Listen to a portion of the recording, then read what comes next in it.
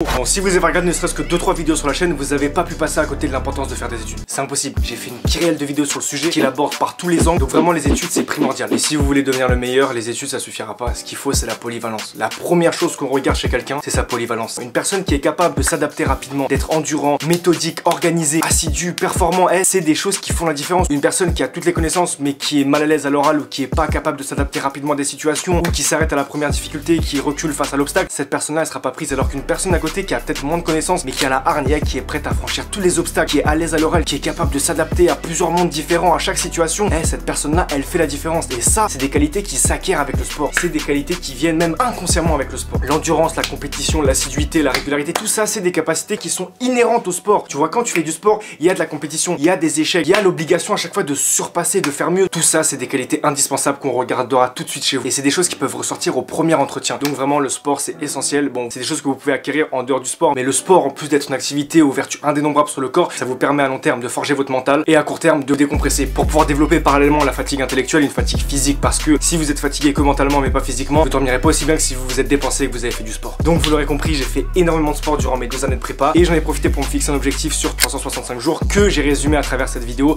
pour vous montrer où j'ai trouvé ma motivation, comment je me suis organisé, même un petit peu mon alimentation, tout ça. Vidéo dans laquelle il y aura pas de avant-après, ça sert à rien. Le but c'est pas de faire l'ancien en montrant mon physique, le but c'est juste de vous motiver et vous montrer que si moi j'ai réussi, vous pouvez réussir. Le tout c'est d'être déterminé. À titre personnel, je sais que quand je travaillais des fois sur mon projet ou quand je travaillais des partiels ou des DS, j'avais plein de moments où j'étais frustré, où il y avait des obstacles, où j'en pouvais plus, tu vois, je commençais à serrer. Et le sport en fait ça m'a appris à être endurant, à surmonter les obstacles, à se dire ok je fais une pause, respire tranquillement, bam tu te replonges dedans, t'y vas, tu vois. Et ça voilà, c'est des choses qui viennent avec le sport. Pareil, l'esprit de compétition, t'arrives en maths, le prof il t'a mis 3, tu vas en droit, il t'a mis 5, il te dit bon toi bizarre le concours c'est mort. Tu rentres chez toi, grosse séance de sport, t'oublies tout, tu te poses à ton bureau, tu dis lui il a dit que le concours c'était pas pour moi, mais la vie de ma mère je vais travailler comme un acharné jusqu'au prochain DS, on va voir si le concours il est pas fait pour moi. C'est ça le sport, tu vois ce que je veux dire, c'est cette mentalité. Pour une personne qui pratique du sport, elle a un avantage sur celle qui pratique pas de sport. Voilà, comme ça c'est dit, si tu pratiques du sport, tu as un avantage sur les personnes qui pratiquent pas de sport. Et je parle pas forcément physiquement, je parle même mentalement. Le fait de développer son esprit de compétition, le fait justement d'être régulier, le fait tout ça, c'est des qualités que vous pouvez acquérir avec le sport et qui sont indispensables dans la vie de tous les jours. Et justement quand vous êtes vraiment dedans, c'est un moment que tu notes dans ton planning, t'es pressé qu'il arrive. Tu vois, t'as fini ton travail 17h, tu dis bam je vais au sport, tu décompresses, tu lâches tout, tu penses à rien, t'envoies, juste t'envoies. Et quand tu rentres chez toi, t'es libéré, tu vois ce que je veux dire, t'es libéré. Après j'ai déjà fait une vidéo pour montrer les différences entre la salle et le street workout. Moi c'est vrai que je fais pas du tout de salle, je fais que du street parce que j'aime pas la salle, c'est pas la même ambiance. Mais voilà, juste le fait de pratiquer une activité quelle qu'elle soit, c'est ça, de toute façon vous ferez du sport et ça va forcément payer. Et j'en profite tant qu'on est encore dans l'intro et que vous êtes là pour vous remercier pour tous les messages de force. Franchement c'est incroyable, vraiment c'est un truc de ouf et je vous remercierai jamais assez pour toute cette force que vous m'envoyez et toute la reconnaissance que vous avez. Franchement dites-vous que le meilleur moyen de me remercier pour le drive ou autre, c'est les commentaires et les likes. Les commentaires et les likes ça me booste à la mort, ça fait grave plaisir. Mais de toute façon j'ai même plus besoin de le dire parce qu'à chaque vidéo vous êtes grave présent. Merci encore pour la force, ça fait grave plaisir. Ah ouais, juste avant que ça commence, n'oubliez pas en commentaire de me dire si vous faites déjà du sport ou si vous comptez en faire après cette vidéo ou pas, parce que le but c'est quand même de vous motiver. Donc j'attends vos retours en commentaire, c'est parti, générique.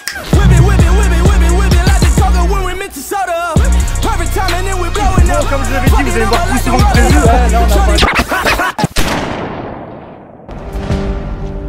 What's stopping you? Are you too tired? Didn't get enough sleep? Don't have enough energy? Don't have enough time? Is that what's stopping you right now? Don't have enough money? Is that the thing? Or is the thing that's stopping you, you? Excuses sound best to the person that's making them up. Stop feeling sorry for yourself. Get off the pity potty. Telling everybody your sad and sob stories, trying to get people to show up to your pity potties and your pity parades. If you ever see me in a Rolls Royce, a 6 or 7 star hotel, living my life to the fullest, don't get jealous of me, cause I worked my ass off to get it. Nobody handed me nothing. Wake your ass up. Awaken the beast inside. It's game on. It's go season. It's time for you to take advantage of the access and the resources that you have in your country and your community. You got a problem with your life. You got a problem with your environment. Do something about it. If you want it, go get it. recognize the excuses are not valid. They're conjured up, they're fabricated, they're lies. And how do you stop the lies? You stop the lies with the truth. And the truth is, you have time. Yeah. For those of you that want to know what we're all about, it's like this, y'all. This is 10% luck, 20% skill, 15% concentrated power of will, 5% pleasure, 50% pain, and 100% reason to remember the name.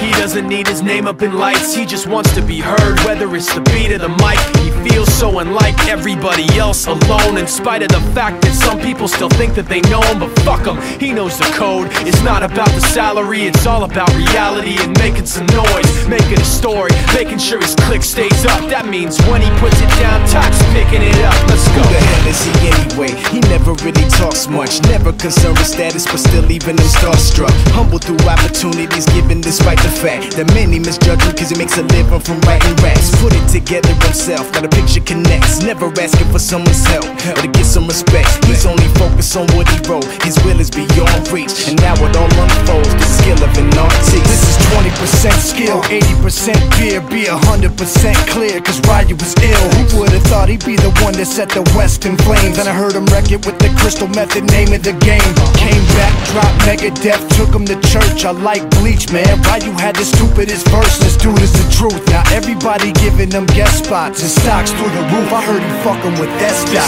This is 10% luck, 20% skill, 15% concentrated power of will, 5% pleasure, 50% pain, and 100% reason to remember the name. They call him Ryu, he's sick and he's spitting fire and Mike got him out the dryer, he's hot. Found him in Fort Minor with Top, but a fucking nihilist porcupine. He's a prick, he's a cop. The type women wanna be with, and rappers hope he gets shot. 8 years in the making, patiently waiting to go.